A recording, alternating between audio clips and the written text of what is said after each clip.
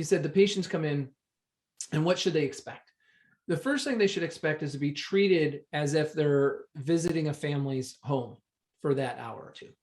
So when they walk into that front desk, whether it's a virtual front desk and someone's on the screen greeting them, or somebody's still live in flesh and blood greeting them, doesn't matter, but they should be greeted with respect and courtesy, and they should be greeted with interest. You see, two human beings engaging one another, one is interested and one is being interesting.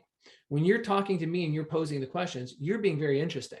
I'm listening intently and I'm very interested. So I'm really patiently trying to, which is why I ask you questions for clarification, because I respect what you're asking of me and I want to make sure that I'm appropriately plugging the hole that you're posing to me. So I think patients should expect to be treated like they're visiting a family member's home with the utmost respect.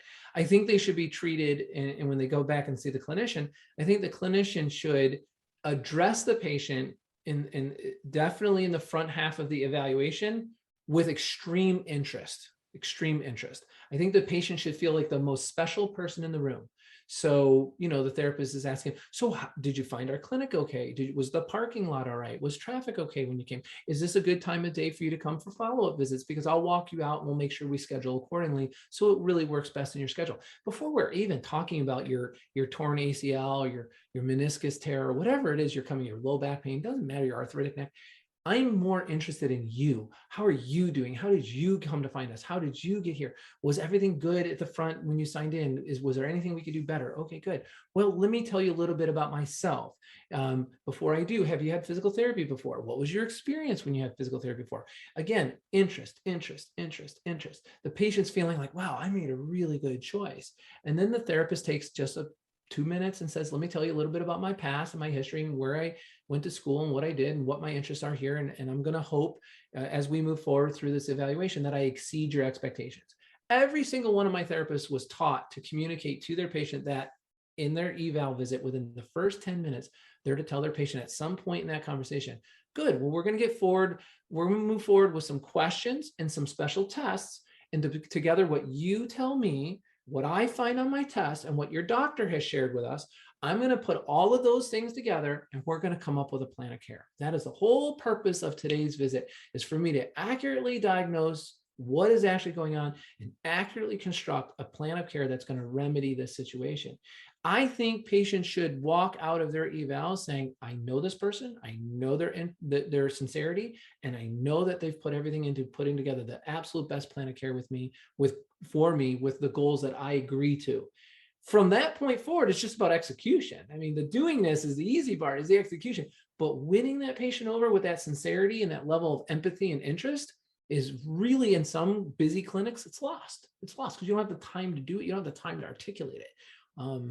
I think that's a shame. I think we're missing an opportunity if that's the case. What patients should do is they should come in educated. They shouldn't come in blind and I didn't look up my benefits. I didn't inquire what was on the back of my card, or I didn't go on the internet and Google what I think is going on and come somewhat educated. I think they have a responsibility to be a bit informed, and they shouldn't come in just so blind. I think they should be a bit informed. I mean, the information's at everyone's fingertips. 100%. And I was also going to ask, finding a good physical therapist that you trust is obviously really important, but I think when you're in pain and you want to find somebody like yesterday to help you out with your pain, you may not feel like you have the time to shop around and, manage different physical therapies. So on that note, as a patient, how would you identify, or at least suggest that patients go about looking for a good physical therapy clinic? Do you try to look on the website for community? Do you ask around by word of mouth? I guess, what are some things that maybe that patients can look out for to indicate that the PT clinic that they're being referred to is one that's right for them? Well, a couple of things, you kind of went in two directions there. So when you're talking about the clinic that's referred to them, is it the right one or not? Well, that's different than finding the best physical therapist, right? So let me take the first part. If you're looking to find the best physical therapist, it's not the one that's got an available appointment today. I can tell you that. the one that you call up and, oh yeah, half of the day's open, come on in. Yeah. Not, and then that's not true 100% of the time, but it would worry me a little. The clinic that I have to wait a day or two to get in and get an opening, okay, that's places in demand, right? People, okay, this is being valued and people are coming here. So sometimes the best things are worth waiting a little bit for. So I don't see that as a negative, and I don't think the public should either. Secondly, I think reviews are important. I think people can find some good reviews, and there's a lot of places online. So I don't put everything into all the stock in reviews, but okay, so if they're busy, that's kind of a good sign. If the reviews are good, that's a good sign. The next thing is, I highly recommend to patients, you go visit the clinic. Go visit. Don't be a patient. Yeah, just, all right, it's down the street. Let me go swing by. You walk in the waiting room. I'm Ron, Johnson, and I'm interested in having physical therapy. I've got a script. I'm looking at clinics. Do you mind if I met one of your top therapists, and could somebody just show me around really quick? I don't mean to take a lot of your time. I just like to kind of see where I might be coming.